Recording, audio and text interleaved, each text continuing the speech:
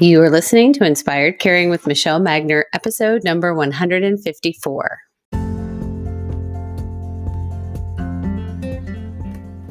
Hello, welcome to Inspired Caring. I'm your host, Michelle Magner.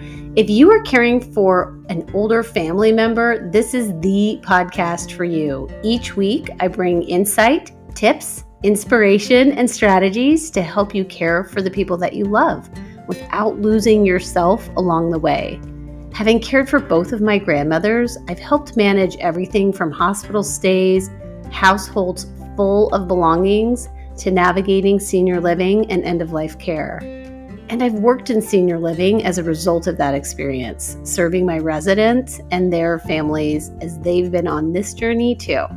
Thank you for joining me today, and I hope you enjoy this episode of Inspired Caring. I am delighted to make the acquaintance of Mitchell Clionsky, Ph.D. Hello. Hello. Nice to meet you, Michelle. Nice to meet you. And you are a co-author of Dementia Prevention. Using your head to save your brain. Oh my gosh. What a great tagline. Well, I'm really excited about this conversation today. My mother-in-law lived with dementia for 12 years, and I feel like it was a younger onset because her symptoms first began in her 60s, like early 60s, and then she passed away at age 75 from frontotemporal dementia. So this is near and dear to my heart, and would love to share your message and solutions so that we can protect our brains. Love to do that. And by the way, the frontotemporal variants of dementia, which it sounds like your mother-in-law had, tend to be earlier onset. It's the Bruce Willis form of dementia that we're talking about there, which is fortunately not the majority of cases of dementia, but certainly has deserved a lot more attention than it's had in the past. It's different in a lot of ways. It's much less of a memory disorder, much more of a behavioral disorder, which really changes people's personalities. Well, and this is so interesting because we had the neurologist after the testing looked at our family and said, this is a stress-induced dementia. Those were words, as I remember it, that this doctor said to us, that it was like a protective mechanism in her brain as the result of stress. So if we can clean up some of that, that would be helpful too, because it freaked me out, to be honest with you. For what it's worth, I see about 500 to 600 people with dementia in my clinical practice every year. I've been seeing that number, or actually more in the past, for about 35 years of my 45-year career. I don't think I've ever seen a case of stress-induced dementia. Okay. Dementia is a neurological illness. Now, certainly people who are experiencing undue levels of stress can have strokes if their blood pressure gets too high. They can have a lot of different, there's anxieties and depressions which are due to stress. There's even things that may look like a dementia, but are really a depression called pseudo-dementia depression, which can be brought on by stress. But true dementia is due to the breakdown of neurological circuits in our brain.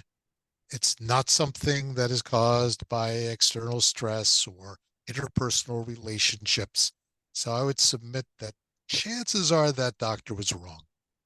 Okay. Or I misheard it, or I made an interpretation in the moment, or made a connection that was probably erroneous, but it wasn't, yeah. Whenever you hear that diagnosis, I always, when I give someone that diagnosis of any kind of dementia, I always pause afterwards, because even though people may come in, the family members come in, we interview them separately when someone comes in for our evaluation, and they may tell us, chapter and verse of how this person isn't themselves anymore, how they're having trouble remembering, how they're having trouble with problem solving, how they're having all kinds of different problems. But it's not really a real diagnosis until you hear those words, until you see it black ink on white paper, Mm-hmm. at which point then there's this, oh my goodness, I didn't really think it was this bad kind of moment. Right. So I want to always give them a chance to experience that, to have me then talk about how this is, in my opinion, less of a terminal illness and much more of a chronic illness that we're going to manage, that Mm. we're going to evaluate how we're going to get rid of the kinds of things that are contributing to this, because there's a lot of medical problems that can be part of the dementia that are improvable or fixable, Mm. how we're going to get the person on currently available memory medications so that we're going to slow down or stop the progression of their decline, and how we're going to look at improving their everyday habits as a way of further improving their chances of pushing back against this otherwise downward trending disorder. When you're speaking, that gives me more of a sense of control Mm-hmm. to something that feels very, very out of our control. I view this as a fight. And sometimes we see people where the person who's experiencing the dementia has no awareness of the disease, has no Mm-hmm. awareness of the changes in them. Those people are oftentimes blithely ignorant of what's going on, which I guess is some solace, but it really doesn't make for a great kind of partnership. I would far prefer people who say, yeah, I'm aware of this. I was afraid of this. I sort of knew this was happening, because then we can form a partnership to start changing things to help them to not get worse. So that's when we really can start pulling together the elements of a treatment plan. So you mentioned three different things: the medical problems. I missed the second thing, and the third thing was habits. Okay, so the first part is fixing the correctable medical problems. The second is getting them on memory medications. And Memory the third is medication. working on lifestyle. Okay. So if we start back with what are some of the correctable medical problems? Yeah. Okay, so the first thing we do is we get some blood tests done. And these are more than just the standard blood tests. So most of the folks I see have already had the standard battery of tests, make sure that there's no other infection or medical problem going on. They also typically have what are considered to be normal vitamin levels, or those levels have been replaced or enhanced. Mm-hmm. We add, and this is information which really the other author of this book, my wife, Emily Clionsky, MD, is able to speak to even better than I can, because I've learned a lot of this from her. I'm a neuropsychologist. We don't Mm-hmm. learn too much about this. Uh-huh. Physicians learn more about it, especially internal medicine physicians, who then, like Emily, go back and do a second residency in psychiatry. They know a lot about this, but they're hard to find. In general, it's hard to find psychiatrists. I had to marry one. Ah, So it's very difficult to get these people. set for life. Set, I'm set. So what she's taught me, you learn from internal medicine, which is that in about 15 to 20% of the people with normal levels of vitamin B12, normal levels of folate, vitamin B9, they Mm-hmm. have abnormal levels of something called homocysteine. Mm. And elevations in their homocysteine, fancy word for which is called hyperhomocysteinemia, Mm-hmm. will interfere with the vitamins that are in their bloodstream getting across the blood-brain barrier so that they get to their brains. So you can have perfectly normal levels in your bloodstream, and yet your brain is deprived of folate and B12. Mm.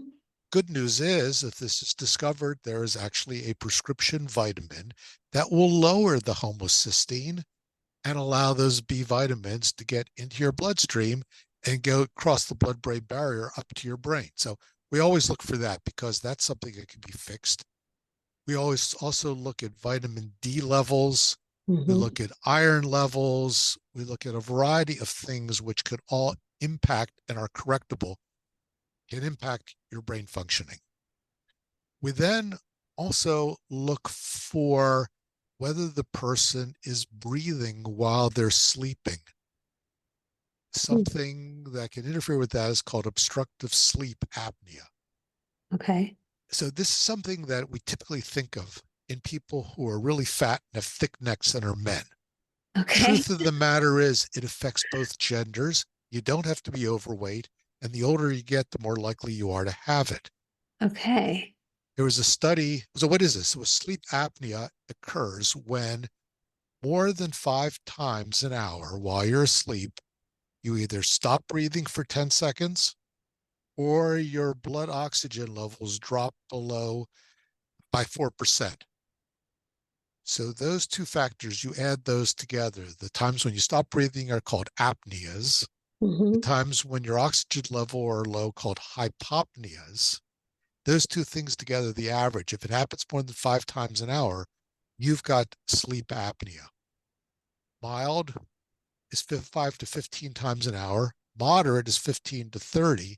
And there's people I've seen over the years have severe sleep apnea where they stop breathing 50, 60, one lady 100 times an hour. Oh my gosh. I don't even know how many breaths an hour we take, but it seems like that's It's a extraordinary. lot. It's Yeah. extraordinary. That person's not breathing more than they're breathing in some ways. Yeah. So what happens then is not enough air gets down your lungs. And if not enough air gets down your lungs, not enough oxygen gets pulled out of your lungs, can make its way up to your brain. So when not enough air oxygen gets to your brain cells die, Mm-hmm. beta amyloid levels, protein levels in your brain increase. You don't sleep well, you don't think well, and a very interesting thing happens where during sleep, whatever toxins build up during the day from the activity of brain cells is supposed to get flushed out. It's like the night Mm-hmm. cleaning crew. It's supposed to come in, clean off your desktop and empty your trash cans. Well, that happens during sleep, especially when we're not dreaming. That doesn't occur properly when someone doesn't have enough oxygen. So we know that sleep apnea really increases the risk of all kinds of problems, all kinds of cardiovascular illnesses, stroke and heart attack, and a bunch of other problems. It also dramatically increases the risk for dementia. And Wow. most people just think it's, well, I'm snoring. I get up to go to the bathroom 2 or 3 times a night. It's no big deal. People are making a mountain out of a molehill. And the opposite is true. This is something which is treatable, improvable, can make a huge difference in someone's likelihood of having dementia or progressing in their dementia Wow. if they're already diagnosed. And it's so common. Most recent research finds that if you're age 58 or older, you've got a 50% chance of having this disorder. And most of the time, it's not diagnosed. Wow. That's significant. And as I tiptoe it to 52, I know many of my listeners are in this age range, this 40 to 60 age range. So this sounds like it's a really important issue to bring to our providers. Absolutely. And the fact is, you can get it diagnosed one night in your own bed wearing a simple monitor, either on your finger or under your nose, and it'll transmit all of the data that's needed to make this determination to a doctor at a distant place who will read the numbers and render a diagnosis. So it's Okay. real easy to do. It's inexpensive. If it's usually covered by insurance, but even if you had to pay for it yourself, you're talking a couple $100. It's not like a big expensive test, but it has dramatic kinds of consequences for other aspects of your life. And oh, by the way, one more thing for the men who might be your listeners. Hmm. Of the men who go to clinics for erectile dysfunction, Hmm. 50% have sleep apnea. Really? Yeah, circulation. It's all about oxygen and blood flow. So if that's one of the issues that you're facing, it may be because you're not getting enough oxygen to every part of your body. So it's all connected. It sure is. Don't just focus on one piece or part. And that's actually one of the problems with the whole field of dementia. There are no dementiologists. There's Right. cardiologists, there's psychiatrists, there's neurologists, there's people, each of whom have a piece of this, but there's no single specialty of dementia. So consequently, the literature on this, all the findings, the medical findings, are from a whole lot of different places. One of the things we set out to do with writing this book was to look at the cardiology, the endocrinology, the exercise physiology, neurology, psychiatry, all those different journals, Mm-hmm. and pull out the studies that were real hardcore science. Eliminate the fads, eliminate we tried this on 50 mice and it seemed to help. Right. Those things are very unrelated to what you deal with in the real world. But our job was to take all this information and then not only to organize it, but to translate it so that you didn't have to have an advanced degree to understand it. Because if you don't understand it, you can't use it. So one of the ways we've tried to go about this is by incorporating an a risk profile, a dementia prevention checklist, Okay. which you can get by getting the book and scanning the barcode. It's actually a QR code, Mm-hmm. or filling it out in the book, or simply going to our website, braindoc.com, where Mm-hmm. you can download this for free. Oh my gosh. Okay. You can actually fill it out online, although we're redoing that because what we're trying to do now is come up with a better version of it. But you can download a PDF, and there's about 25 questions that you can answer. And it's going to tell you in each case whether your answer is on target for dementia prevention, Mm-hmm. whether it's off target, you got to really see what to do to change it, or whether it's near target, it just needs a tweak to get you where you want to go. And this will then give you a roadmap. Our next step is we're in the process of doing one. We've got a model for dementia prevention that's in the book. We're going to get a colorized version of this that by filling out this online questionnaire, you're going to get basically a roadmap for your own dementia prevention steps, because it's going to say, okay, here's where I really got to focus. My blood pressure is way out of control, for example. Mm-hmm. Why is that? Is it my habits? Is it I'm not taking my medicine properly? Am I eating too much salt in my diet? Am I drinking too much alcohol? Whatever seems to be impinging, but that's going to focus you on the blood pressure issue.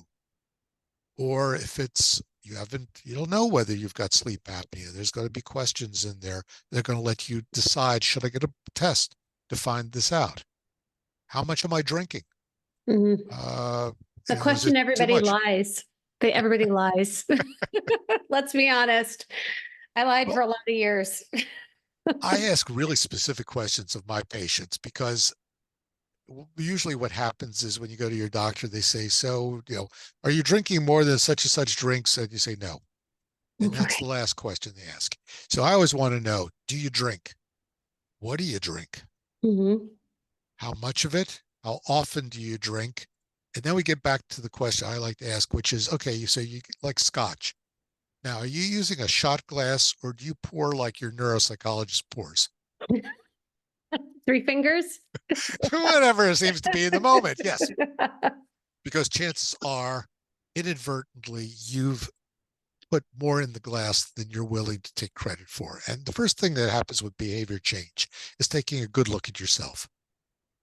You Yeah. have to really understand, okay, just between me and my conscience, where am I? Because denial really doesn't help.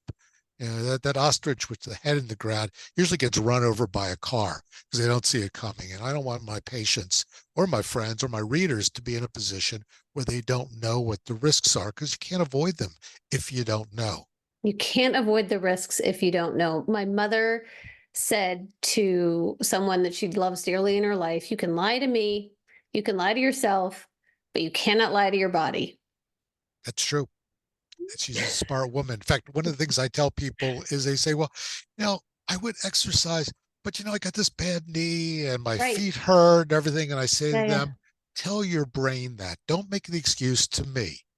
you've got to tell your brain why it is that you can't do that, because your brain doesn't care about your knee, doesn't care about your boredom with it. It really cares about, am I getting enough exercise to keep working properly? That's all it cares about. So Right. convince your brain. So that kind of leads us to habits. Mm-hmm.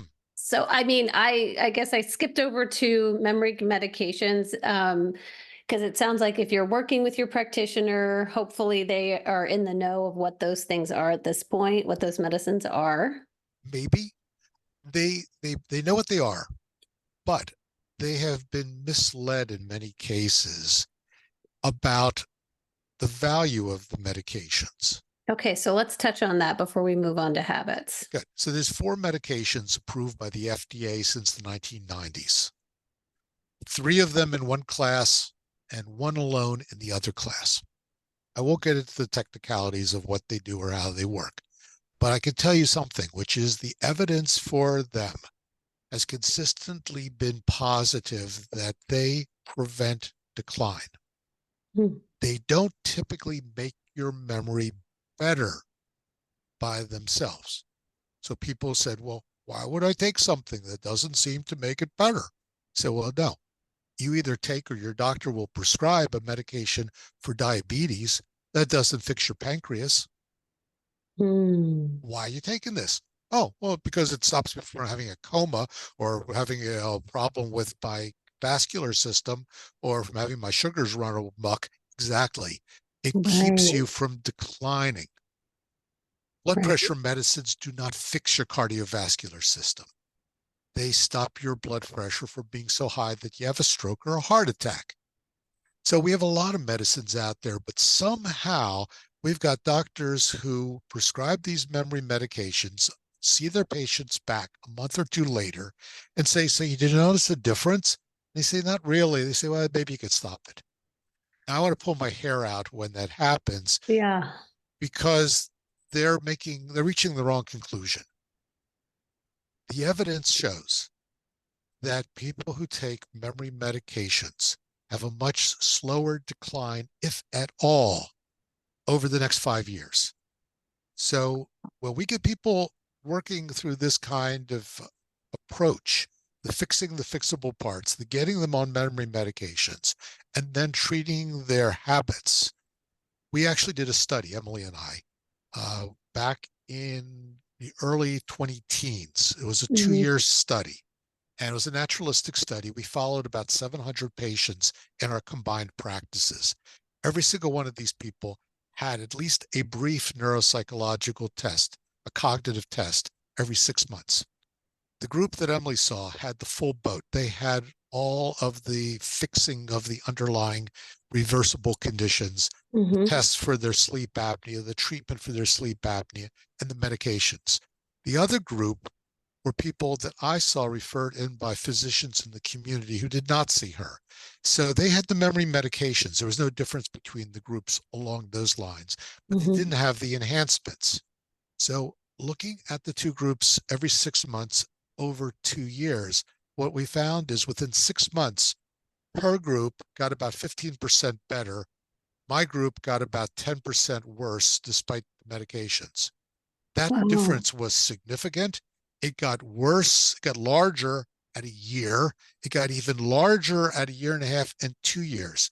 2 years out, her group was statistically unchanged from when it had first gotten a little better. My group was statistically worse than it had been at the beginning. It was better Wow. than it would have been without medications, but not nearly as good as when you look at all those other factors. So again, Right. getting back to, this is not a terminal illness for most patients. Sure, there are people who get worse despite your best efforts. There's a whole lot of people who don't, and that's what we're shooting for. Yeah. Well, and I am reflecting on with my mother-in-law, I feel like she did get prescribed a medication for a short period of time. And I don't recall, I feel like she stopped taking it. You know something? Frontotemporal dementia is a different animal. Okay. Medications generally have much less effectiveness. Okay. In Alzheimer's disease, in vascular dementias, in dementias due to Parkinson's disease or Lewy bodies, dementias due to alcohol abuse. Medications can really make a difference. People Okay. with frontotemporal dementias, man, it is really much more difficult. We don't have great interventions for that problem, which is a real sadness. And it makes me feel like I did back before they came out with these medications, where all Hmm. the patients I saw got worse. Basically, it was a question of holding hands with them and with their caregivers while we watched them get worse. That hasn't been true for the vast majority of people since the 90s. But the frontotemporal, earlier onset, more behavioral discontrol. They do things that are completely out of character for them. And you're really working on behavior management most of the time. I'm actually finding some solace in this conversation and some comfort because your mind, it's so easy to go to, well, what could we have done differently or what should we have done differently? And how, I mean, I feel like we really rallied as a family and did very well by her in her care. You're just always looking for the shoulda, coulda, wouldas. Yeah. And maybe that is where habits come in across the board for humans as we are aging, just thinking about what habits do we need to have in place to help prevent dementia. One of the biggest is going to be exercise. Okay. And I've got a simple formula for people who don't exercise. I call Okay. it the 10 by 3 rule. So take a 10-minute walk 3 times a day. What the reason this works, there's about a dozen reasons for why this works. The first reason is that almost everyone can walk and Hmm. has availability for walking. Number two, you don't need a lot of equipment. You need a nice pair of shoes. Number three, you could do it in almost every kind of weather because it's only 10 minutes. Right. Stay home when it's icy, but otherwise it's rarely too hot, it's rarely too cold, and it's rarely too wet. You're not going to melt. That's Mhm. my mom used to say. You're not going to melt. Go out there. You're not made of sugar. That's right. So it's available. Yeah. You're not going to injure yourself. If you have a memory disorder, it's unlikely you're going to get lost. You're probably going to get home again. Hmm. The fact is that exercise is cumulative. So those three Mm. 10-minute walks add up to 30 minutes a day. It's 210 minutes a week. That's right in the sweet spot between the 150 to 300 minutes that's touted by all the major medical groups. So you're achieving a good level of exercise, but you're nibbling at it. You're not having Mm. to put aside. That's the other reason why it works so well, is that usually people have great excuses for why they don't. And that they're bored, there's not enough time in their day, there's this that stops them, there's that stops them. It's really hard to talk yourself out of a 10-minute walk. Right. If you walk briskly, now that's defined as you're walking fast enough that your heart rate goes up, but not so fast that you can't talk. So if you're walking briskly, you're going to do 9 to 10 miles of walking a week. Not too shabby. That's Certainly a not too. starting point. Yeah. And I'm thinking we keep telling ourselves that it's like we're speaking out of both sides of our mouth. We don't have time to do any of these things. And yet we're falling apart and we keep thinking we need more self care. But if instead of maybe researching and talking and like, just go do it, just go do it, just go do it. Like, and on your lunch break, walk out. Something I like to double dip. So Yeah. when I walk, I always have my phone with me because it records my steps, number one. Number two, I get headphones. So Hmm. now I can listen to sports radio. I can listen to talk radio. I can listen to a podcast. You listen to this podcast. This would be a Right. great double dip. Right. You can talk to somebody that you want to talk to. So from a social connection point of view, which is also another one of those habits, people who are connected have a built-in buffer against cognitive decline. Mm. Isolated people are at much greater risk. So you reach out, you call up an old classmate, you call up somebody that you haven't talked to in years. You make contact. My brother and I have this routine where on weekends A lot of times he lives in Pennsylvania, I live in Massachusetts. We'll take an hour walk together and we just talk. Oh, yeah. And it's like we're there. I mean, he's very talkative, so I can just sort of listen for a while. You can be a little more breathy. Yes, exactly. But it's really nice because we're both doing something which is good for ourselves and we can connect. So Yeah. that's really one of the cool things about double dipping. I have a treadmill in my basement. I got this big screen TV in front of it, and I allow myself to watch the trashiest stuff. Shoot Hmm. 'em ups, kung fu movies, stuff that, somebody said to me, well, doctor, what do you like to watch? I would not admit to. I'll watch it on my treadmill. I also hear you went to a very masculine energy show. Like you're not telling me you're watching the matchmaker stuff.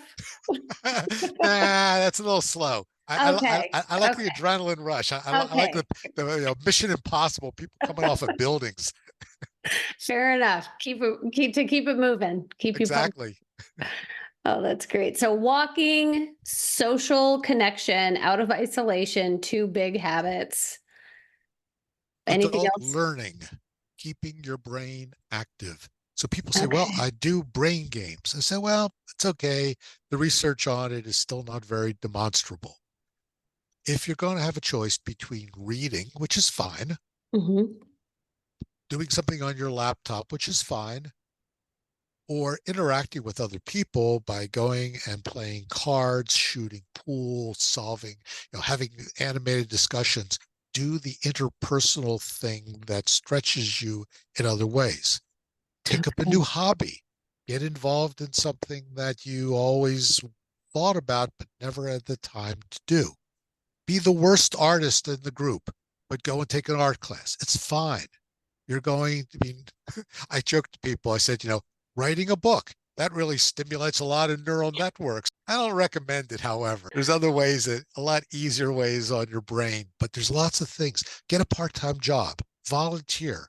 There's a lot of things out there that don't retire from life when you retire from Mm-hmm. your job. It becomes real, and start planning for it when you're in your 50s.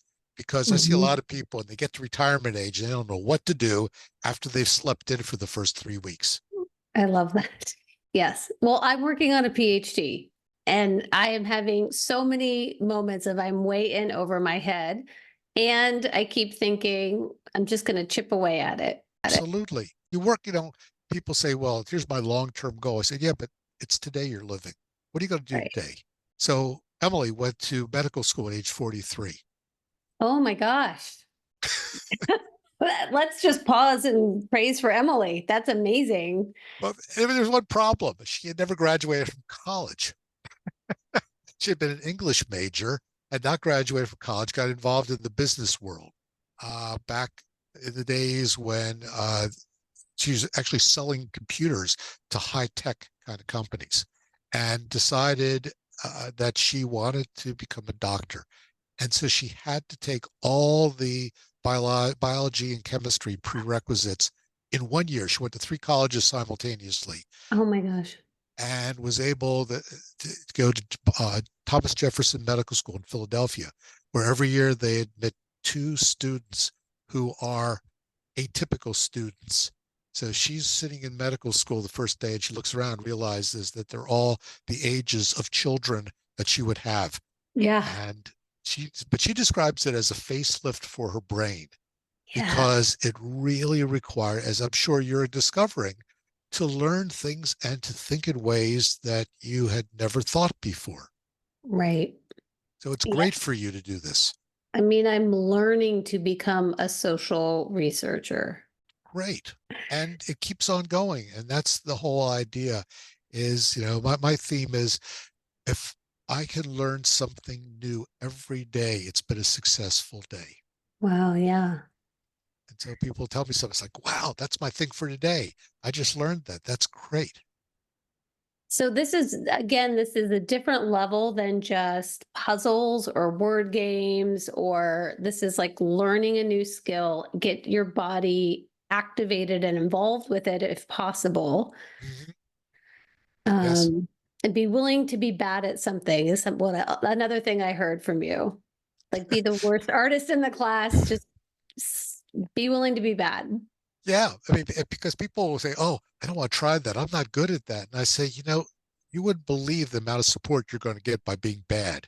In fact, Yeah. if you were better, you're going to not have as good a time as if you're bad. People are going to try to help you. They're going to care about you, especially among other adults. It's real different than it was in middle school, where they would mock you for this. As adults, they're going to come around and try to help out, offer some advice.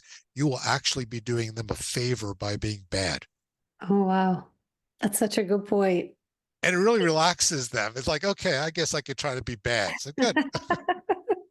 Lower our expectations. Lower the bar.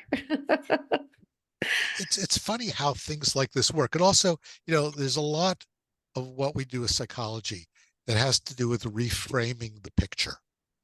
Yeah.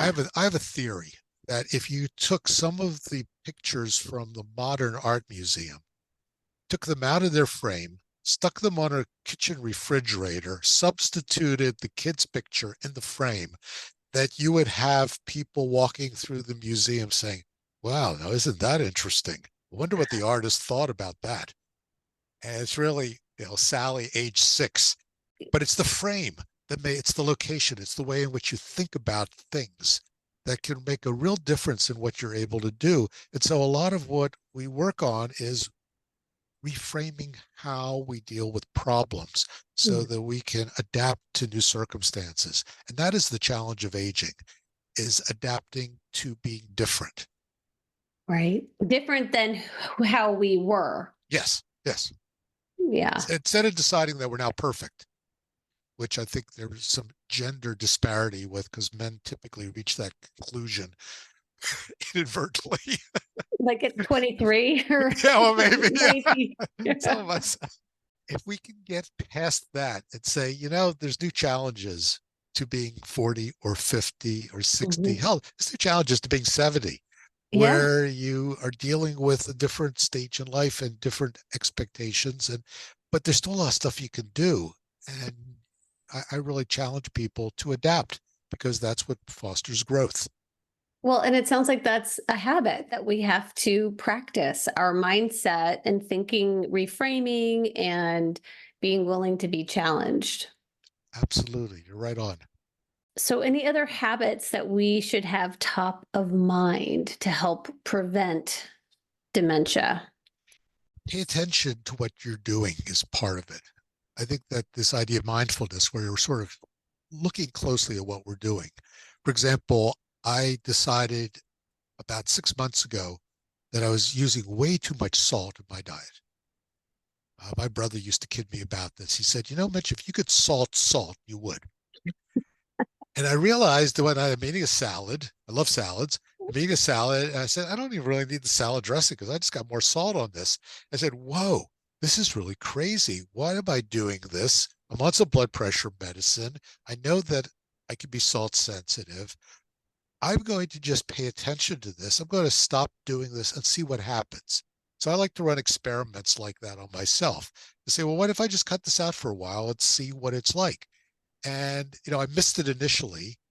After a couple days, I found that, this wasn't so bad. After about a week or two, I discovered I'm really not missing it. Hmm. And now I rarely even add salt, so that Really? it's really an unusual circumstance where I'll eat something and I say, well, that could use a little bit more flavor because it needs more salt on it. But it was or now I'll eat some peanuts, for example, and say, oh, they're too salty. Mm. Never would have done that before. Right. The only reason, and I may go back to eating more of it, but I don't think so, because right now I'm really appreciating flavor in a different way. And I think if we can get people to look at what's something that they're close to fixing, or that's a habit which they're not real, how much am I drinking? What am I doing in my life in this way? What am I really learning or not learning? And if they can start looking at, am I eating automatically in front of the TV at night? I Hmm. get that bowl of something. I don't even know what it is because I'm just reaching in, stopping it in my mouth. If we can Right. start paying attention, why don't I try not doing it for a week and see what I feel like. Go back to it. I really miss it. Fine. Do that. But you know what you're doing. Right. So I term this as wake up, pay attention, and choose. Like, Yes. how do we help people with the willingness? Because all of this, having this information, being out of denial, it's brought to our attention, it's pretty uncomfortable. Yes. And so, I mean, our goal is to prevent dementia, but that feels so far away. How do we help people be willing to participate in their own health journey and aging process today? That is the $1 million question. It is. Gosh. It is. And the first part is information, where they Okay. have to understand there is a connection between what's going on now and what things will be like in the future. But most of our body and our lives are reflecting immediacy. Why do people gain weight because they're overeating? It's not like they're trying to gain weight. In fact, they're often trying not to. But Mhm. you could eat something now and not experience a negative effect till later when your weight's up. Even the next day, it's Right. unlikely to have changed. Right. We're programmed to be immediate to the weather. I don't care how hot it was this summer. I'm not walking out in my shirt sleeves if it's 10 degrees today. That would be not very good for my survival. So we're Right. programmed to be immediate, not to look at either the future or the past. Think about climate. If the climate change were more immediate, I mean, it's getting more immediate, but even then, people still look and say, well, the weather's just crazy. They don't necessarily draw the connections. So we do Mhm. the same thing with our health. If things were more immediate, if you ate those extra chocolate chips and you had too many of them, and then 10 minutes later you stepped on the scales and you gained 2 pounds, you say, Right. whoa, I'm not Right. going to do that anymore. It's like you don't put your hand on a hot stove for exactly that reason. It's immediate. It's Right. the delay, the time lag that oftentimes persists us or allows us to persist in having bad habits. You don't exercise for a couple of days, you're not really going to experience much of a change for most people in terms of how they're built. Mhm. It's only going to be later on that it's going to show up. And so that's the immediate thing. And so often, especially in the field of dementia, our focus is on caregivers, which is a great focus. Mhm. It's on cure, which, if Mhm. possible, would be a wonderful outcome. But because we don't prevent dementia, number one, we have twice as many people getting demented as we should. Because Right. current research shows that 1 out of 2 cases can be prevented. So we could cut dementia in half simply by changing what we did now, and it projects 10 years from now. We could cut it in half. Oh my gosh.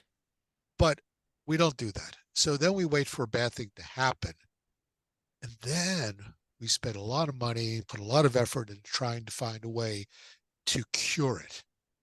Unfortunately, I don't think that's ever going to work because by the time we start doing that, the level of destruction in the brain tissue is so great that it's not recoverable, and that we're still going to be in a position of just trying to stop it from getting worse.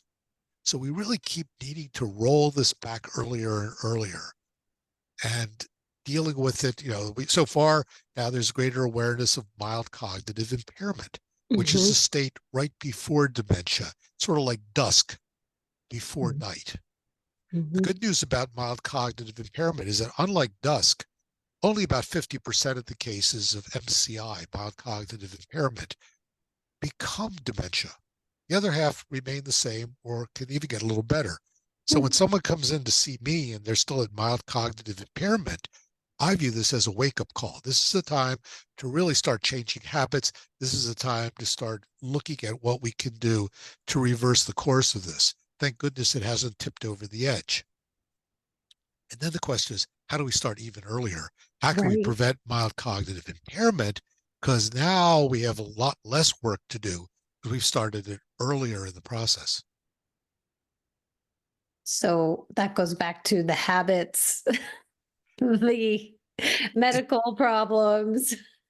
you thought it was just that you could take some over-the-counter pill made from jellyfish. Wow. You thought it was just Oh, that you'd eat three of the veggie capsules and three of the fruit capsules, and that would give you all you needed in terms of nutrition. You thought mhm. that you could get something that would improve your focus and that would fix it. And it's all out there. It's right there on the pharmacist shelf. You don't even need a prescription. Bzzzt, wrong. Those things don't work. If you really Wow. have a need to spend 30, 40, $50 a month on something that's not going to work, send it to me. I'll donate it to a good cause, or buy a lot of my books, and you can use that money better. It's that stuff doesn't work. And if wherever you are, you hear someone screaming at the TV when those commercials come on, it's probably me. I feel like we were robbed, and I'm so grateful to have had this opportunity to address frontotemporal dementia specifically a little bit more with you, because I feel like we were robbed of 33 years. And my equation comes from this: my mother-in-law died at age 75, which, in my estimation, as an aspiring gerontologist, is young. And she began symptoms 12 to 14 years prior. Her mother lived till her mid 90s. So when you add that all up, that's just a long time. And I think people have this idea that they can just write off their quote old age or older years. Like, well, that's far away, or that doesn't matter, or I'm going to be old anyway. Like, I don't think people have an understanding that your 70s, 80s, 90s, and I believe hundreds can actually still be contributing and robust and fulfilling. I do too. And you're right. It's older than time. How do you get people to project ahead Right. and to start doing things early? And people deal with this all the time in the financial world. Everyone who does financial planning will start talking with you about, starting to put money aside in your 20s, in your 30s, Mhm. because it's going to compound the interest and it'll be worth a lot when you get older. And people say, yeah, but I got bills now and I want this now. And so it plays out there. It plays out in our health. It plays out in terms of risky behavior. It plays out in people saying, I'm tired of being in school. I want to go out and earn some money and I'll just quit and not finish out.